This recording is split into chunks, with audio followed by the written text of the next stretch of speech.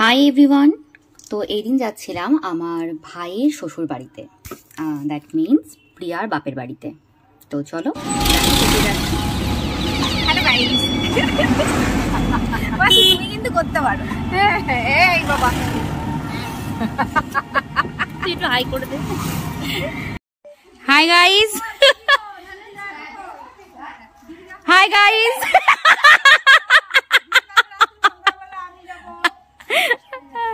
High ছাগল, এই দেখ।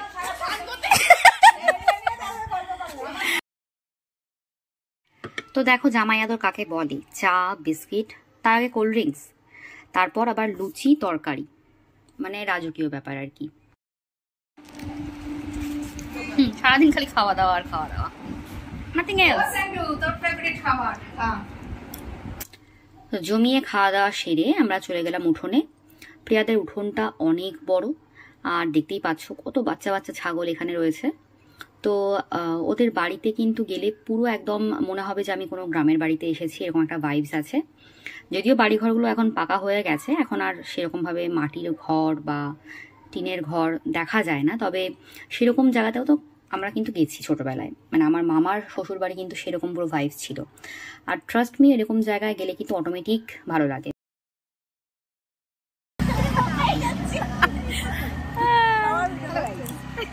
তো একটু আগে যে মেয়েটাকে দেখলে, ও ছিল প্রিয়ার ছোট বোন। ওরা 3 বোন, তো ও ছিল সেকেন্ড বোন। তো ওকে আমি হঠাৎ করেই ক্যাপচার করছিলাম জন্য ও একটু আর কি চমকে যাচ্ছিল। তো এই দেখতে পাচ্ছ আমরা ওদের বাড়িতে গিয়ে আবার ঘুরতেও বেরিয়ে গেছিলাম। তো এটা হচ্ছে ওদের বাড়ি থেকে অপোজিট দিকে রাস্তার ভেতরটাতে আর কি। এখানেও দেখে বুঝতেই পারবে খুব সুন্দর একটা গ্রামের ভাইব যাকে বলে। তো অলরেডি গরম পড়েই গেছিল মোটামুটিভাবে, তবে এখনকার মতো নয়, তার থেকে একটু কম। তো দেখো পুরো চারপাশটা গাছপালায় ভর্তি, সবুজ, আর সবুজ দেখলে কিন্তু অটোমেটিক ভালো লাগে। তো আমরা হাঁটতে হাঁটতে প্রিয়ার মাসির বাড়ির দিকে যাচ্ছিলাম, ওর মাসির বাড়ি কাছাকাছিই ছিল। তো ওখানে গিয়েও তো আমরা অবাক, এই ঘরটার মধ্যে এত সুন্দর একটা ন্যাচারাল ঠান্ডা, না সে আর বলার কথা না। কিন্তু সেটা আমি বেশিক্ষণ উপভোগ করতে পারলাম না, তার মাঝখানে আমার একটা অনলাইন অর্ডার চলে এসেছিল। তো সেটা আবার নিতে আমি দৌড়ে চলে গেলাম বাইরে। এই দাদা আমার বাড়ির দিকেই গেছিল, কিন্তু ফোন করে বলাতে উনি আবার এখানে এসে দিয়ে গেছে। তো কতটা ভালো বলতে হবে। তারপর ওখান থেকে ফিরে এসে আমরা খেতে বসলাম দুপুরে। এটা হচ্ছে পুঁই শাকের ঘন্ট, এটা আলু ভাজা, এটা মাছের মাথা দিয়ে ডাল, এটা হচ্ছে কাতলা মাছ, সেটা আলু দিয়ে বড়ি দিয়ে সুন্দর করে রান্না করা হয়েছে, এখনো আসছে। ওটা সাদা ভাত, এটা সাদা ভাত। ভাত তো ওটা প্লাস্টিকের বোতল, তার মধ্যে সাদা জল। যদিও এটা কেউ জানে না, তার মধ্যে নীল জল আছে, কিন্তু ওইটুকুর মধ্যে তো দেখা যায়। ও ওই যে বাকি ছিল যেটা চলে এসছে, সেটা মাংস চলে এসেছে। চলো এবার খেতে হবে। একদম একদম সুন্দর, সবে তুই যেটা খাচ্ছিস কন্টিনিউ। তো খাওয়া দাওয়া সেরে আমরা সবাই বসে আড্ডা দিচ্ছিলাম।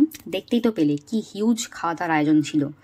এটা কিন্তু আমরা গেছি জন্য না, আমরা ওদের বাড়িতে এখন অবধি যে কবার গেছি, ওনারা প্রত্যেকবারই ওনাদের এত আয়োজন থাকে সে মানে বলার কথা না। মানে আমার খারাপ লাগে পার্সোনালি, কারণ একটা মানুষ সারাদিন ধরে এতটা আয়োজনের মধ্যে থাকা মানে একটা ব্যস্ততাই।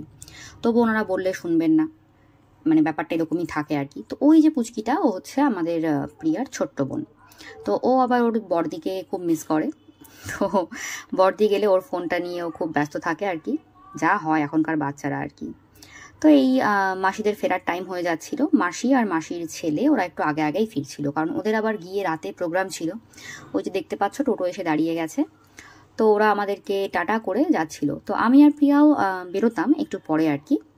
তো এই আর কি যাওয়ার সময়টা ওদের টাটা করতে গেছিলাম। তো ওরা বেরিয়ে গেল, দেন আমরা ফিরে এসে খানিকটা রেস্ট নিয়ে আবার একটু কোল্ড ড্রিঙ্কসও খেয়ে নিলাম। তারপর সন্ধ্যার পরে বেরিয়ে গেছিলাম। তো আমি আর প্রিয়া একটু বাজারে গেছিলাম, আমাদের কাজ ছিল বাজারে।